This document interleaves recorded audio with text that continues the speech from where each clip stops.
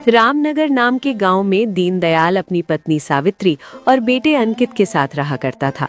दीनदयाल के पास अपनी कोई खेती नहीं थी। दीनदयाल सब्जी बेचने का काम करता था। उस गांव में शहर से एक सेठ अक्सर आता और गांव वालों का अनाज खरीदता था और गांव वाले उस सेठ को ही अपना अनाज बेचते थे। एक दिन सेठ को उस गांव में ही शाम हो जाती है। वो सोचता है, क्या करूं? आज तो बहुत देर हो गई है। आज तो समय का पता ही नहीं चला। अगर मैं अब निकलूंगा तो पता नहीं शहर कब पहुंचूंगा। मुझे लगता है आज रात मुझे इसी गांव में रुकना होगा। लेकिन मैं किसके घर पे रुकूं? वैसे तो ज़्यादातर गांव वाले मेरे जान पहचान के ही हैं। अक्सर मैं इन्हीं से तो अनाज खरीदता हूं। लेकिन अगर मैं उनमें से किसी के घर में रुका तो किसान के भाव बढ़ जाएंगे। ये किसी का एहसान लेने जैसा हो जाएगा और मुझे अगली बार कम पैसे में अनाज खरीदना पड़ेगा। नहीं, इन किसानों से जान पहचान बढ़ाना अच्छी बात नहीं। इसमें मेरा ही घाटा होगा। तभी वहां से दीनदयाल जा रहा होता है और सेठ जी को रास्ते में देख दीनदयाल बोलता है, अरे सेठ जी, आप तो शहर वाले सेठ जी हो ना? आप अभी तक गए नहीं? अब तो बहुत शाम हो गई है। कुछ ही देर में रात हो जाएगी। आपको निकल जाना चाहिए था। वैसे आप यहाँ कर क्या रहे हैं? कुछ परेशानी है क्या? दीनदयाल को देख सेठ सोच में पड़ जाता है और मन ही मन सोचता है, मुझे लगता है मुझे इस दीनदयाल की मदद लेनी चाहिए। वैसे भी ये तो सब्जी बेचता है। इससे आज तक मैंने ना सब्जी खरीदी है और ना ही मुझे कोई जरूरत है। गांव में किसी के पास मदद मांगूंगा तो बदले में अनाज कम पैसे से लेना होगा। लेकिन अगर इससे मदद मांगूंगा तो इसके बदले में ये कुछ नहीं मांगेगा, क्योंकि इसकी खेती तो है ही नहीं। तो ये मुझे अनाज कहां से बेचेगा?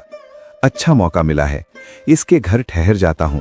मेरा आज का काम निकल जाएगा और रहने का बंदोबस्त भी हो जाएगा। हाँ दीनदयाल, देखो ना शाम हो गई है। मैं वही सोच रहा था कि आज रात मुझे इसी गांव में रुक जाना चाहिए। इतनी रात गए यहाँ से निकलना मुझे सही नहीं लग रहा, क्योंकि मेरे पास कुछ धन भी है। रात गए रास्ते में पता नहीं कोई चोर मिल गए तो। इसलिए मैं सोच रहा था कि यहीं रुक जाऊं।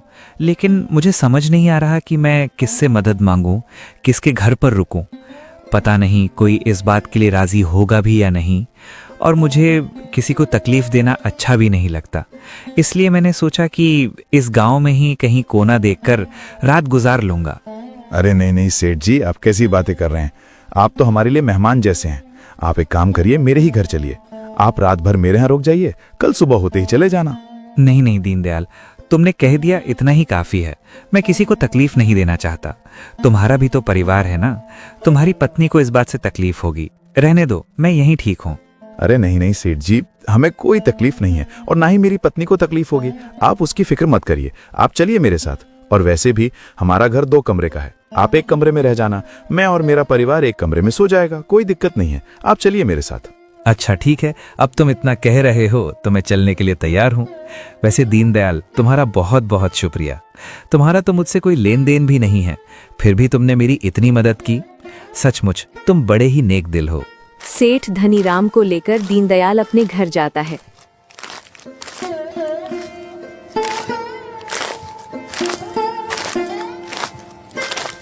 और अपनी पत्नी को सारी बातें बताता है। जी ठीक है, कोई बात नहीं। आज की रात की ही बात है ना। वैसे भी रात में बाहर रुकना भी सही नहीं है। आपने ठीक किया।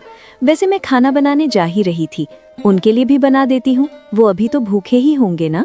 हाँ सावित्री, उनके लिए भी खाना बना दो। सावित्री खाना बनाने लगती है। फिर सभी लोग बैठकर खाना खाते हैं। खाना खाने के बाद सेठ धनलाम एक कमरे में बड़े आराम से सो जाता है।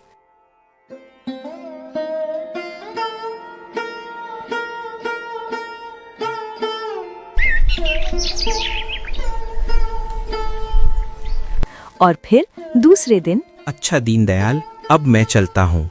तुम्हारा बहुत बहुत शुक्रिया। दीनदयाल, तुमने मेरे लिए बहुत अच्छी व्यवस्था की। खाना भी बहुत स्वादिष्ट था। तुम्हारा धन्यवाद। कोई बात नहीं सेठ जी, अब आप जाइए और आराम से जाना। सेठ वहां से चला जाता है।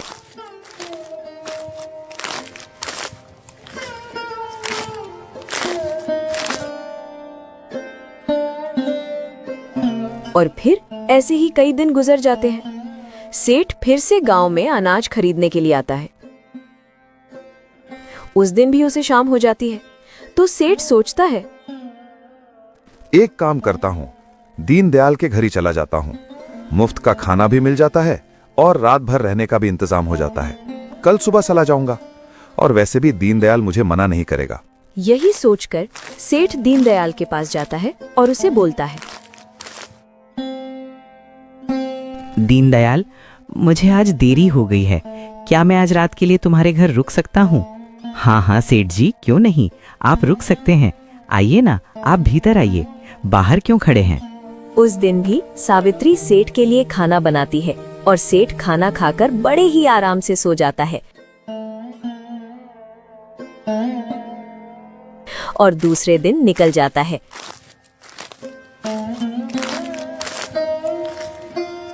ऐसे ही दिन गुजरते चले जाते हैं और ये सिलसिला ऐसे ही चलने लगता है। अब धनी राम ने अपने रहने का ठिकाना दीनदयाल के घर को ही बना लिया था। अब तो वो सीधे सीधे दीनदयाल के घर जाने लगा। एक दिन ऐसे ही धनी राम दीनदयाल के घर आकर बोलता है, अरे दीनदयाल, बहुत तेज भूख लगी है, अपनी पत्नी से कहकर मेरे लिए खाना बनवा दो। जी सेठ जी, मैं अभी कहता हूँ। दीनदयाल अपनी पत्नी से कहता है तो सावित्री बोलती है, ये क्या है जी, अब ये तो हर बार हमारे ही घर आने लगे हैं। हमारा घर क्या कोई धर्मशाला है? एक बार हो गया, 2 बार हो गया, पहले ही हम जैसे तैसे अपना गुजारा करते हैं, ऊपर से ये सेठ आए दिन आ जाता है। ये नहीं कि हमारी थोड़ी मदद कर दे, थोड़ा बहुत अनाज हमें दे दे, लेकिन नहीं, मुझे लगता है इस सेठ ने जानबूझकर हमारा घर चुना है ताकि उनको घाटा ना हो और मुफ्त में इनका काम बन जाए। गांव में और भी तो घर हैं और बहुत सारे लोग तो इससे व्यापार करते हैं, अपना अनाज बेचते हैं। ये उन लोगों के घर जाकर क्यों नहीं रुकते? बार बार ये हमारे घर क्यों आ जाते हैं, जबकि हमारा तो उनसे कोई लेन देन भी नहीं है। सावित्री, जरा धीरे बोलो, वो सुन लेंगे तो अच्छा नहीं लगेगा। जाने दो ना, उन्हें जरूरत है। बेचारे व्यापार करने हमारे गांव में आते हैं। उनका तो शहर में बहुत बड़ा घर है, लेकिन फिर भी वो हमारे घर पर ठहरते हैं। उनकी मजबूरी है सावित्री, नहीं तो हमारे घर पर क्यों ठहरते? तुम उनके बारे में ऐसा मत सोचो। जब मैंने उन्हें पहली बार घर आने के लिए कहा था तो वो मना कर रहे थे। वो खुद नहीं आना चाहते थे। वो तो मैं ही था जो जबरदस्ती उन्हें हमारे घर ले आया। वो तो बाहर ही रुक रहे थे। अब तुम ही बोलो सावित्री, अच्छा लगता है क्या? आप भी ना, बाहर रुक रहे थे तो रुकने देते। वो कौन सा आपके रिश्ते में है जो बार बार उन्हें घर पर लेकर आते हो? और अब तो वो पूछना भी जरूरी नहीं समझते, सीधे सीधे आ जाते हैं जैसा कि उनका ही घर है। ये तो कोई बात नहीं हुई। छोड़ो ना सावित्री, वो कौन सा रोज रोज हमारे घर आते हैं? कभी कभी देर हो जाती है तो आ जाते हैं। आप भी क्या बोले जा रहे हो? कितने दिन हो गए, वो हमारे घर न जाने कितनी बार आ चुके हैं। अब ये तो हमेशा का ही हो गया है। आपसे कुछ भी बोलने का कोई फायदा नहीं। आप तो अपनी ही चलाएंगे ना। चाहिए आप बाहर जाकर उनके पास बैठिए। सावित्री खाना बनाने लगती है।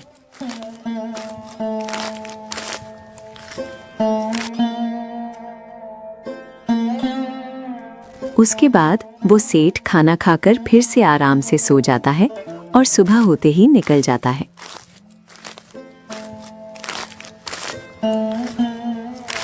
एक दिन सावित्री अपने पति से कहती है, सुनिए जी, हमें हमारे भविष्य के बारे में सोचना चाहिए, अंकित के बारे में सोचना चाहिए।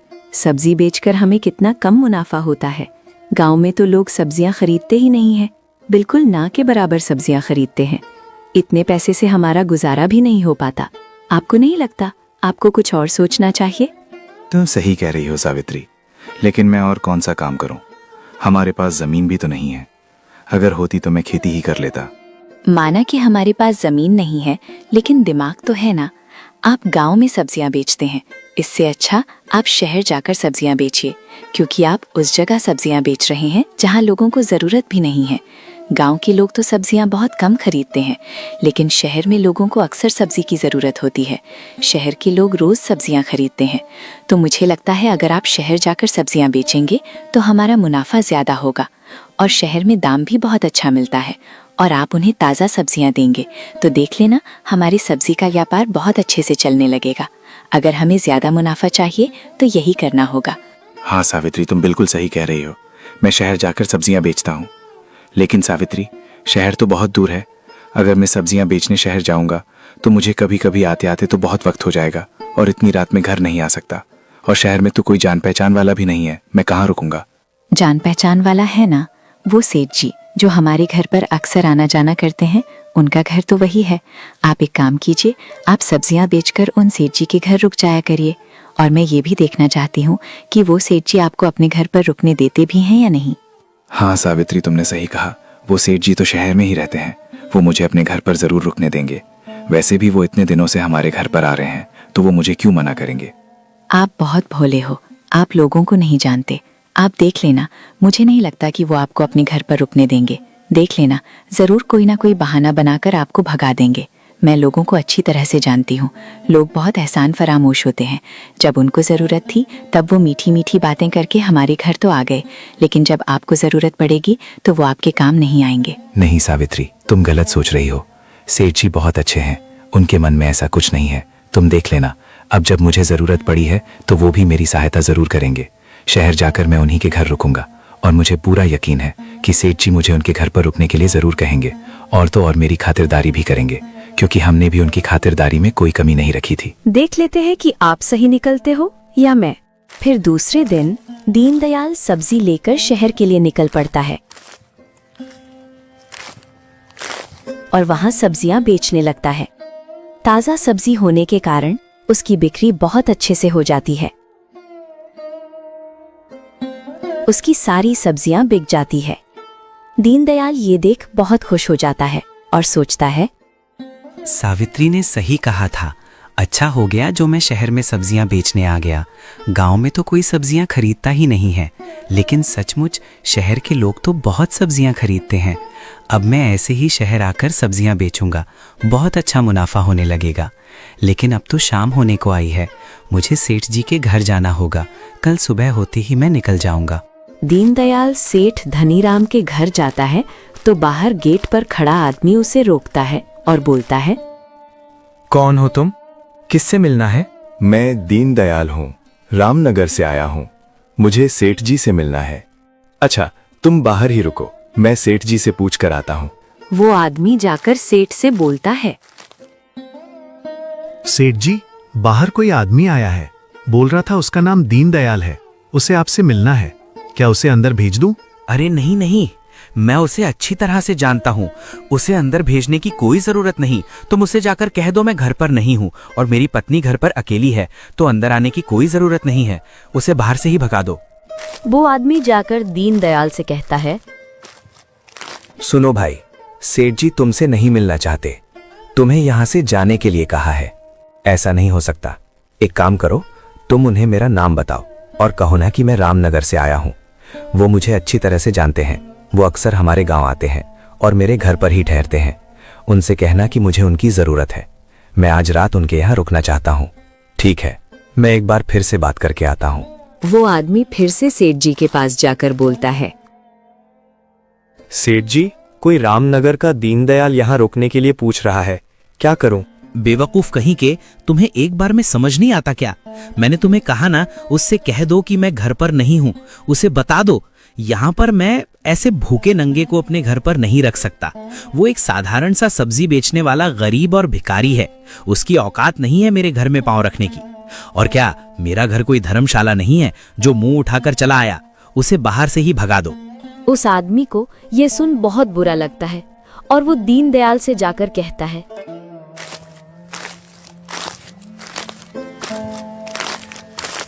सुनो, सेठ जी ने मना कर दिया है, तुम यहाँ से चले जाओ। अरे ऐसे कैसे? तुम सेठ जी को ठीक से बता ही नहीं रहे हो कि मैं कौन हूँ। मैं कह रहा हूँ ना, मैं सेठ जी का करीबी हूँ। सेठ जी अक्सर मेरे घर पर रहते हैं। एक काम करो, तुम मुझे अंदर जाने दो, मैं सेठ जी से बात करता हूँ। नहीं रुको, तुम अंदर मत जाओ। देखो भाई, तुम इन बड़े लोगों को नहीं जानते, ये छोटे लोगों के मुंह नहीं लगते। भले ही ये तुम्हारे घर ठहरते होंगे, लेकिन अब वो तुम्हें अपने घर पर रुकवाना नहीं चाहते। दरअसल सेठ जी घर पर ही हैं, लेकिन उन्होंने मुझे ये कहा कि मैं तुमसे कह दूं कि वो घर पर नहीं है और उनकी पत्नी अकेली है। तुम्हें अभी भी समझ नहीं आ रहा कि वो जानबूझकर ये कह रहे हैं, और उन्होंने मुझसे कहा कि मैं तुम्हें यहाँ से जाने के लिए कह दूं। इन बड़े लोगों की नज़र में हम जैसे छोटे लोगों की कोई औकात नहीं होती। वो अपना काम तो निकलवा लेते हैं, लेकिन जब हमारी बारी आती है तब अपना असली रंग दिखाते हैं। दीनदयाल को ये सब सुन बहुत बुरा लगता है। उसका दिल टूट जाता है मेरी पत्नी सही कहती थी, मैंने ही उसकी बात नहीं मानी। मैं इन सेठ जी को समझ ही नहीं पाया। इतने बड़े शहर में मैं तो किसी को जानता तक नहीं। अब मैं कहाँ जाऊंगा, कहाँ रहूंगा, मेरे तो कुछ समझ नहीं आ रहा। फिक्र मत करो मेरे भाई, एक काम करो, मैं अभी घर ही जा रहा था, मेरे साथ मेरे घर चलो, आज की रात वहां काट लेना। फिक्र मत करो, मैं अकेला ही रहता हूँ, मेरे घर दूसरा कोई नहीं है। सुबह होते ही चले जाना, और याद रखना यहाँ कोई किसी का नहीं होता, सब लोग मतलबी होते हैं। इन बड़े लोगों पर कभी भरोसा मत करना। तुम्हारा बहुत बहुत धन्यवाद, तुम सच कह रहे हो, मैं आइंदा याद रखूंगा।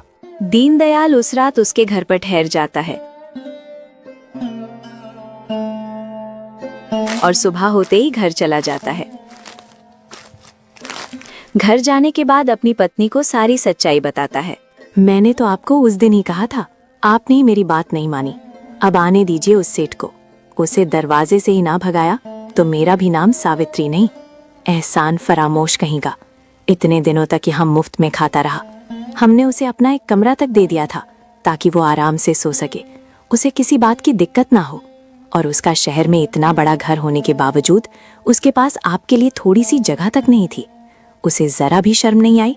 जब आपको उसकी जरूरत पड़ी तो उसने झूठ बोलकर आपको वहां से भगा दिया। जाने दो सावित्री, उसे ऊपर वाला देखेगा। और हाँ सावित्री, आज के बाद मैं भी उसे यहाँ रुकने के लिए मना कर दूंगा, आने दो उसे। कुछ दिन ऐसे ही बीत जाते हैं।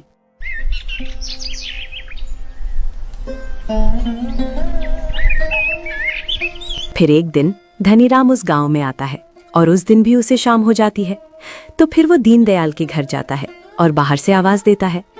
दीनदयाल अपने बेटे से कहता है, बेटा अंकित, बाहर जो सेठ जी है ना, उनसे जाकर कह दो कि मेरे पिताजी घर पर नहीं है और मेरी माँ अकेली है।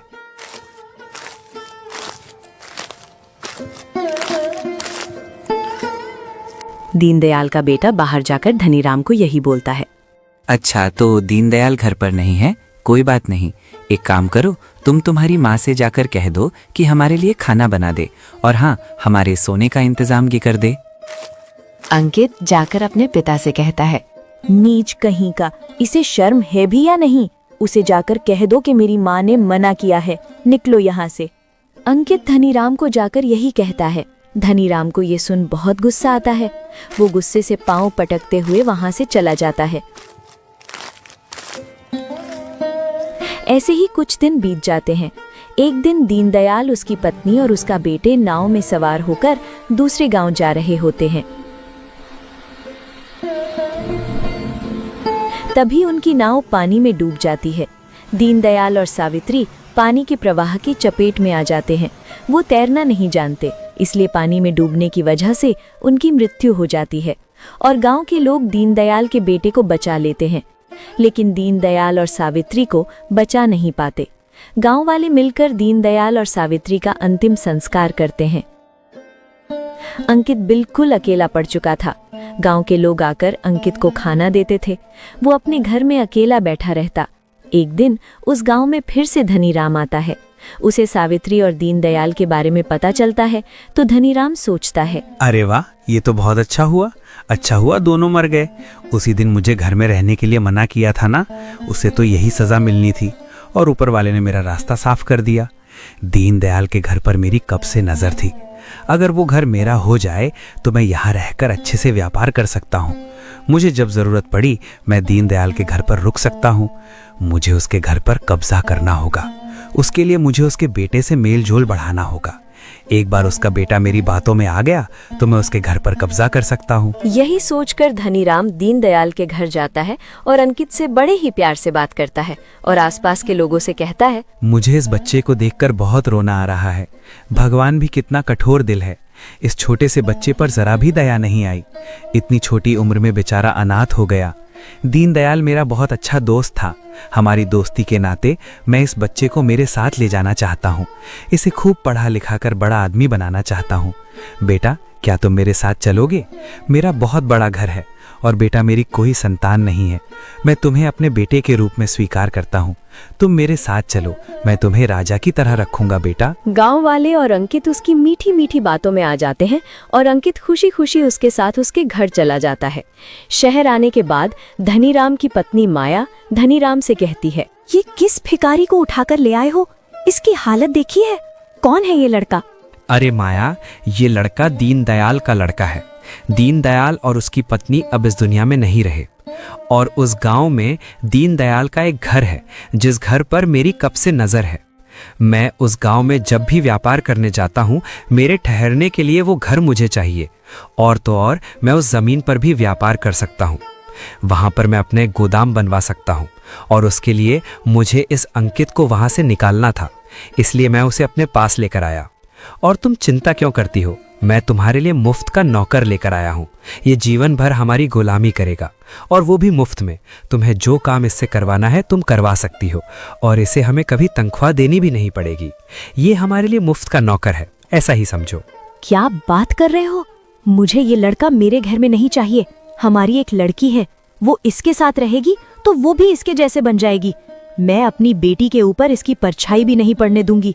ये देहाती और गवार है, हमारी बच्ची भी इसके साथ रहकर ऐसी ही हो जाएगी। इसकी और हमारे बच्चे की कोई बराबरी नहीं है। मैं इसे घर में नहीं रहने दूंगी। माया, लेकिन मैं क्या करूं? ये बच्चा वहीं रह रहा था। मैं गांव वालों से झूठ बोलकर इसे यहाँ लेकर आया हूँ। अगर मैं इसे यहाँ नहीं रखा तो वो घर मेरा कभी नहीं हो पाएगा और मुझे किसी भी हालत में वो घर और वो जमीन चाहिए।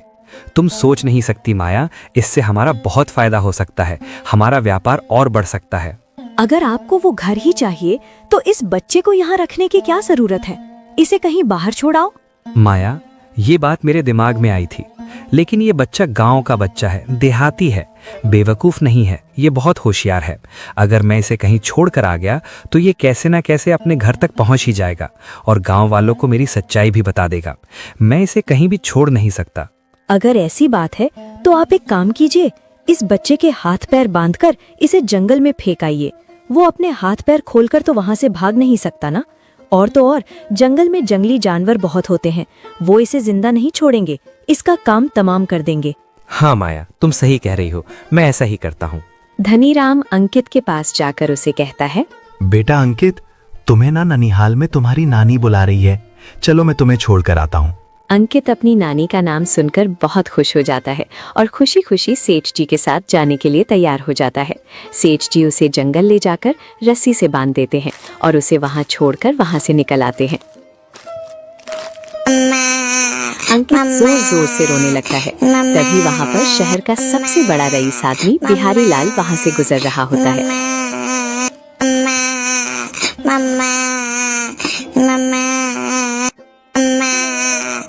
और अंकित की आवाज सुनकर उसके पास जाकर बोलता है, अरे बेटा, तुम यहाँ कैसे और तुम्हें किसने बांधा? रुको, मैं तुम्हें अभी खोलता हूँ। बिहारी लाल अंकित को खोल देता है और उससे पूछता है, अब बताओ बेटा, तुम्हारी ये हालत किसने की? तुम यहाँ कैसे आए? तुम्हारे माँ बाप कहाँ हैं? मेरे माँ बाप नहीं हैं, वो मर चुके हैं। मुझे एक सेठ जी झूठ बोलकर मेरे घर से यहाँ लेकर आए थे और उन्होंने मुझे यहाँ आकर बहुत मारा और पेड़ से बांध दिया। मैं नहीं जानता वो कहाँ रहते हैं, उनका नाम क्या है। मैंने कभी उनसे उनका नाम नहीं पूछा। वो गांव में हमारे घर में आते रहते थे, बस मुझे इतना ही पता है, मुझे उनके बारे में कुछ नहीं पता। अच्छा कोई बात नहीं, तुम एक काम करो, तुम मेरे साथ मेरे घर चलो। मेरी कोई संतान नहीं है। तुम्हारी बातें सुनकर तो ऐसा लग रहा है मानो ईश्वर ने मेरी सुन ली। बेटा, मुझे एक संतान की जरूरत है। मेरे पास सब कुछ है बेटा, लेकिन मेरी कोई संतान नहीं है। मेरी पत्नी की भी यही इच्छा है कि हमारा भी एक बेटा हो, लेकिन बेटा हमारा बेटा हो पाना असंभव है। हम कभी माँ बाप नहीं बन सकते, वो तुम नहीं समझोगे बेटा, लेकिन मैं इतना जानता हूँ कि आज अगर तुम मिले हो तो इसके पीछे जरूर ईश्वर की कोई लीला है। वो भी यही चाहते हैं कि तुम हमारे साथ हमारा बेटा बनकर रहो। नहीं सेठ जी, मैं आपके साथ नहीं आऊँगा। वो सेठ जी भी मुझे यही बोलकर घर ले गए थे कि बेटा बनाऊंगा, और घर पर जाकर देखा तो उनकी एक बेटी पहले से थी। उन्होंने गांव में झूठ बोला कि उनकी कोई संतान नहीं है। आप भी झूठ बोल रहे हो, आप भी घर ले जाकर मुझे मारोगे और मुझे कहीं फेंक दोगे। मैं आपके साथ नहीं आऊँगा। अगर मुझे तुम्हें मारना ही था तो मैं यहाँ आकर तुम्हें खोलता नहीं ना। तुम डरो मत बेटा, मैं उसके जैसा नहीं हूँ। तुम एक बार मेरे घर पर तो चलो, मैं तुमसे वादा करता हूँ मैं तुम पर कभी हाथ नहीं उठाऊंगा। मैं तुम्हें बहुत प्यार से रखूंगा। मेरा घर बहुत बड़ा है, तुम वहाँ चलकर तो देखो, तुम्हें बहुत खुशी होगी। तुम अपने सारे गम भूल जाओगे। चलो बेटा। अंकित बिहारी लाल पर भरोसा कर लेता है और उसके घर चला जाता है। बिहारी की पत्नी शांति अंकित को देख बहुत खुश हो जाती है। देखो शांति, मैं किसे लेकर आया हूँ। आज से ये यहीं रहेगा। ये हमारा वारिस है, हमारा बेटा है। और बिहारी लाल शांति को सारी बातें बताता है। शांति को अंकित के बारे में सुन बुरा तो लगता है, लेकिन वो बहुत खुश हो जाती है कि उसे उसका वारिस मिल चुका है। ईश्वर ने मेरी सुन ली। हमें तो कभी संतान नहीं हो सकती, लेकिन उस दिन हमारे घर जो बाबा आए थे उन्होंने हमें कहा था कि हमें तो जीवन भर कभी संतान नहीं होगी, लेकिन बहुत जल्द हमें हमारा वारिस मिलेगा। मुझे लगता है वो इसी के बारे में बात कर रहे थे। हाँ शांति, मुझे भी यही लगता है। बेटा अंकित, तुम्हें ये घर कैसा लगा? तुम यहाँ पर हमारे साथ रहोगे ना? हाँ सेठ जी, ये घर बहुत अच्छा है, मुझे बहुत पसंद आया। मैं आपके साथ रहूंगा। आप बहुत अच्छे हो। तुम ये सेठ जी कहना बंद करो। आज से तुम हमारे बेटे हो। ये तुम्हारी माँ है और मैं तुम्हारा पिता। आज से तुम हमें सेठ और सेठानी नहीं कहोगे, माता पिता कहकर ही बुलाओगे। अंकित खुशी खुशी वहाँ रहने लगता है। सालों बीत जाते हैं और समय के साथ अंकित अब बड़ा हो चुका है। अंकित सालों बाद अपने गांव जाता है और देखता है कि उसके घर की जगह एक बहुत बड़ा गोदाम है जिसमें अनाज भरा पड़ा है। अंकित गांव के लोगों से पूछता है तो उसे पता चलता है कि वो किसी धनीराम व्यापारी की जगह है। अंकित को पूरी बात याद आ जाती है और वो समझ जाता है कि धनीराम ही वो आदमी था जिसने उसे पेड़ से बांधा था। अंकित घर जाकर बिहारी लाल को ये सारी बातें बताता है। अच्छा, तो ये बात है। मैं उस धनीराम को अच्छी तरह से जानता हूँ। बहुत ही घटिया आदमी है और एक नंबर का लालची आदमी है। तुम फिक्र मत करो, तुम उसे ऐसा सबक सिखाना कि वो जिंदगी भर याद रखे। उसे अपने व्यापार का बहुत घमंड है ना, तुम उसका घमंड चकनाचूर करोगे और उसका अहंकार तोड़ने का एक ही उपाय है। उसकी एक बेटी है, तुम उससे शादी कर लो और जब उसे पता चलेगा कि उसके पिता की सच्चाई क्या है, उसकी बेटी उससे नफरत करने लगेगी और कोई भी बाप अपनी औलाद की नफरत सह नहीं सकता। उसका घमंड और अहंकार उसी दिन चकनाचूर होगा जब उसकी खुद की औलाद उसका मुंह देखना भी पसंद नहीं करेगी। पिताजी, मैं उसकी बेटी से शादी कैसे करूंगा? मैं उसे जानता तक नहीं। अरे तुम फिक्र क्यों करते हो बेटा, तुम सेठ बिहारी लाल के बेटे हो और वो धनीराम एक नंबर का लालची आदमी है। जब हम उसके घर पर तुम्हारे लिए रिश्ता भेजेंगे तो वो लालची आदमी मना नहीं कर पाएगा। उसकी हमारे सामने मना करने की कोई हैसियत है ही नहीं। फिर सेठ बिहारी लाल यही करता है। बिहारी लाल अंकित को लेकर धनीराम के घर जाता है और उसके बेटी के लिए शादी का प्रस्ताव रखता है। धनीराम ये सुनकर खुशी से पागल हो जाता है और बोलता है, मुझे तो यकीन ही नहीं हो रहा कि आप मेरे घर पे आए हो। मैं बहुत भाग्यशाली हूँ कि मेरी बेटी को आप स्वीकार कर रहे हैं। मैंने तो कभी सोचा ही नहीं था कि इतने बड़े घर में मेरी बेटी का रिश्ता होगा। आपके सामने तो सच में मेरी कोई औकात नहीं है। मेरी बेटी बहुत नसीब वाली है जो आपके घर की बहू बनने वाली है। धनीराम खुशी खुशी अपनी बेटी की शादी अंकित से कर देता है और शादी के बाद अंकित अपनी पत्नी को बहुत ही खुशी से और प्यार से रखता है। उसका दिल जीत लेता है। उसकी पत्नी भी बहुत खुशी से रह रही होती है और उसे बहुत प्यार करती है। एक दिन अंकित अपनी पत्नी को धनीराम के बारे में सारी सच्चाई बता देता है। ये सुन अंकित की पत्नी को अपने पिता पर बहुत गुस्सा आता है। मैं सोच भी नहीं सकती थी कि मेरे पिताजी इतना घटिया काम कर सकते हैं। उन्होंने आपके साथ ये सब कुछ किया, आपकी जान लेने की कोशिश की, और वो भी आपके घर के लिए, क्योंकि वो आपका घर हथियाना चाहते थे। वो ऐसा कैसे कर सकते हैं? मैं उन्हें कभी माफ नहीं करूंगी। मैं उस घर में कभी कदम नहीं रखूंगी। मेरी नज़र में वो खूनी है। वो तो भगवान का शुक्र है कि आप उस दिन बच गए, नहीं तो आज आप मुझे नहीं मिल पाते। मैं आपकी कसम खाकर कहती हूँ, मैं आज के बाद अपने पिताजी का कभी मुंह नहीं देखूंगी। मुझे अब उनसे नफरत हो गई है। वो मेरी नज़र में पूरी तरह से गिर चुके हैं। कुछ दिन ऐसे ही गुजर जाते हैं। एक दिन धनीराम अपनी बेटी से मिलने के लिए उसके घर आता है तो अंकित उससे कहता है, कौन सी बेटी? किसकी बेटी? यहाँ तुम्हारी बेटी नहीं, मेरी पत्नी रहती है और मेरी पत्नी तुमसे कोई रिश्ता नहीं रखना चाहती। वो तुम्हारा मुंह तक देखना नहीं चाहती। ये आप क्या कह रहे हैं दामाद जी? बिल्कुल सच कह रहा हूं।